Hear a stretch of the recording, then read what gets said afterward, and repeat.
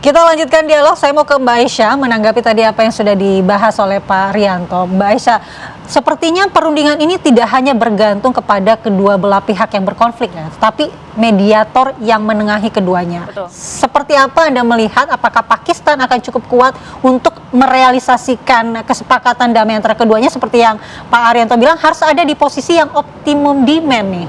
Ya. Kita lihat sebenarnya Pakistan ini kan dipilih karena beberapa alasan. Yang pertama memang kedekatan Pakistan dengan Amerika Serikat, khususnya kalau tentang isu Kashmir ya. Pakistan itu selalu didukung dan disokong oleh Amerika Serikat. Lalu kemudian kedekatan hubungannya dengan Iran, dan mereka kan berbatasan ya di wilayah baratnya gitu ya. Lalu kemudian adanya keinginan Pakistan sebenarnya untuk menciptakan stabilitas di kawasan Timur Tengah. Karena saat ini kan Pakistan juga sedang berperang sebenarnya melawan Afghanistan, dan itu menjadi sesuatu beban yang sebenarnya cukup tinggi bagi Pakistan gitu ya. Nah, belum lagi kita bicara tentang Pakistan sebagai negara pemilik senjata nuklir satu-satunya dari negara yang memiliki masyarakat mayoritas Muslim gitu ya, sehingga sebenarnya daya tawarnya cukup besar gitu. Nah, kita tahu bahwa Iran juga sebenarnya mempertimbangkan adanya Oman ya, lalu kemudian adanya Rusia dan Cina. Dan Oman ini kan sudah mengikuti proses perundingan antara Amerika Serikat dan Iran sebenarnya dari tahun 2025 kemarin ya. Bahkan Oman ini secara terbuka kemudian menyiarkan progres dari negosiasi di antara Amerika Serikat dan Iran gitu ya. Sehingga kemudian ya sebenarnya sudah ada trust yang terbangun di antara semua pihak oleh Oman sendiri gitu.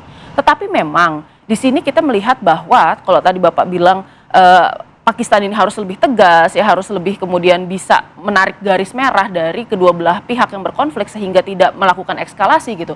Permasalahannya adalah apakah Pakistan bisa melakukan hal tersebut? Karena secara relatif power, Pakistan ini kan sebenarnya jauh lebih rendah dibandingkan dengan Amerika Serikat, bahkan dengan Iran itu sendiri gitu ya.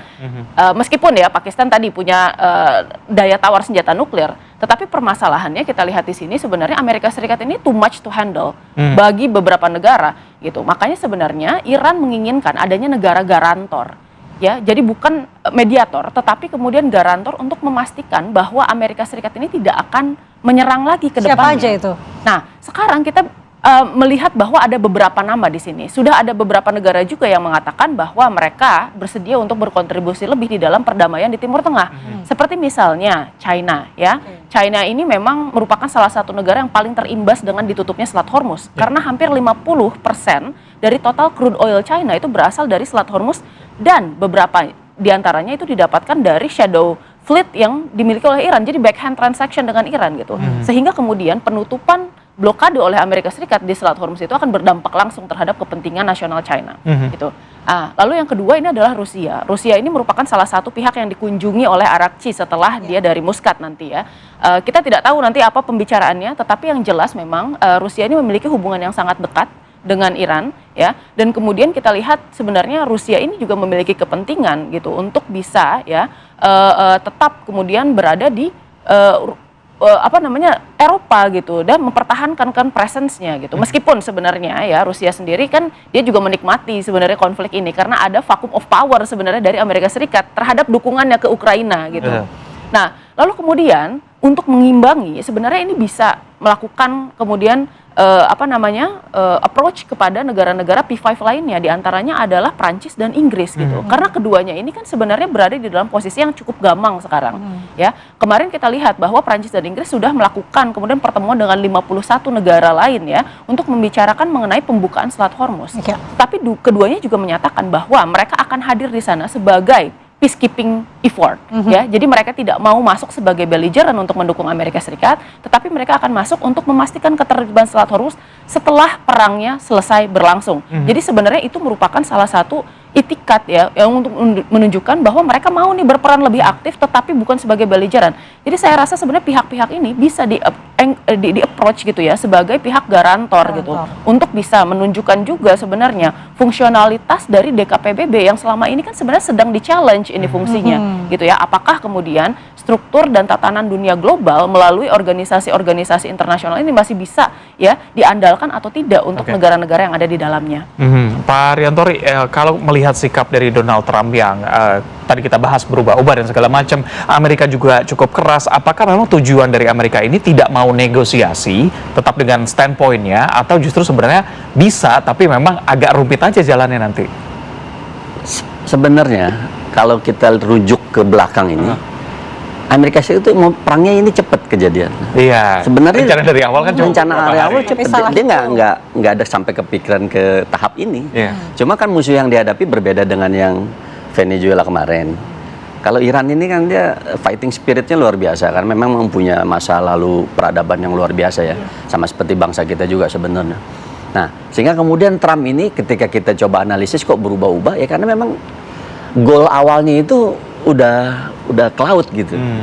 Jadi dia harus cari cara supaya tidak kehilangan mukanya. Tapi mungkin izinkan saya untuk menambahkan tadi mengenai pihak-pihak yang lain ya, yang saya kira akan makin memperburuk posisi Trump dan Amerika Serikat kalau dia tidak menangkap ini.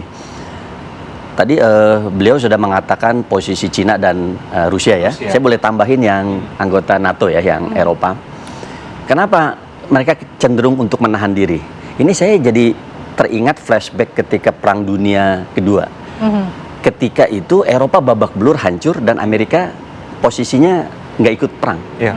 Sehingga kemudian ketika Eropa itu mau bangkit kembali, Amerika Serikat dengan gagahnya bawa Marshall Plan ya, memberikan bantuan. Jadi dialah yang jadi pemenang sampai sekarang nih, jadi superpower. Nah, saya kira apa yang terjadi sekarang ini bisa kebalikannya loh. Jadi mereka bilang udah Amerika Serikat biarin aja dia sampai habis perang. Nanti kalau kemudian diminta ke kita, kita yang akan memposisikan kita sebagai pihak yang hebat gitu dari kehancuran Amerika Serikat ini. Mudah-mudahan sih Iran nggak ikutan hancur ya. Tapi kalau Amerika Serikat maksa, dia bisa habis secara ekonomi, secara militer, yang kemudian nanti Eropa itu bisa memposisikan dirinya, karena selama ini NATO itu diejek loh sama Trump. Karena Anda tuh NATO bisa survive karena sumbangan saya lebih besar loh. Ya memang betul. Tapi apakah kemudian itu bisa dijadikan legitimasi bahwa NATO itu tidak bisa mempunyai positioning yang lebih? Bisa. Ini dari kasus ini menurut saya. Seandainya Trump beserta pembantu-pembantunya itu masih tetap kekeh ya, masih tetap ngotot untuk melanjutkan perang yang sudah sebenarnya secara psikologis, saya selalu ulang, Amerika Serikat secara psikologis sebenarnya udah kalah. Karena memang dalam HI ini ada yang namanya psikologi kebijakan luar negeri. Pengambilan kebijakan luar negeri itu jika dia sampai salah, dipengaruhi oleh hal-hal yang secara psikologis itu tidak akurat, ini yang kita lihat kondisinya sekarang. Nah, tapi posisi saya tetap mengharapkan perang tidak terjadi, ronde kedua terus dilanjutkan. Kenapa? Karena keuntungan jika ronde kedua ini dijalankan, ada jeda masa yang membuat kemudian ekonomi internasional bisa berjalan. Pulih, Bisa pulih. Bisa kemudian mungkin seperti kemarin dibuka Selat Hormuz untuk berbahasa, kapal tanker mungkin bisa lalu lalang lagi, terus ekspor impor itu bisa kemudian digeliatkan lagi ya. Tapi kalau memang kemudian perang terjadi, saya no comment itu kalau kayak gitu. Saya memang tidak menganalisis sampai ke situ karena saya tidak mau berpikir sampai ke situ. Saya harapkan ini ronde kedua ini akan terjadi, tapi tadi dengan 3 skenario, Pakistan mengubah sikapnya lebih aktif, atau dia menggandeng aktif, bantuin saya dong gitu.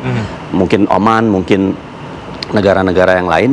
Tapi kalau Rusia sama Cina, saya sepertinya tidak beranggapan mereka akan terlibat langsung, karena mereka akan menanti sampai Amerika Serikat itu kolaps dan dia yang akan menggantikan posisi. Wait and see ya. Sebab kalau dia ikutan langsung di dalam festival ini dalam tanda kutip, belum tentu dia dapat apa-apa, tapi yang jelas nanti kemudian Amerika Serikat bisa malah naik daun lagi. Menurut saya itu sih. Ya, harapan Pak Riantori sama seperti harapan kita semua ya, terjadi perdamaian bukan malah perang terbuka, karena kita pengen kondisi ekonomi dunia ini segera pulih. Terima kasih Pak Riantori dan juga Mbak Aisha analisanya pagi hari ini. Kita ajak pemirsa untuk jeda terlebih dahulu, masih ada beragam informasi yang kami siapkan untuk Anda. Tetap bersama kami di Apa Kabar Indonesia Pagi.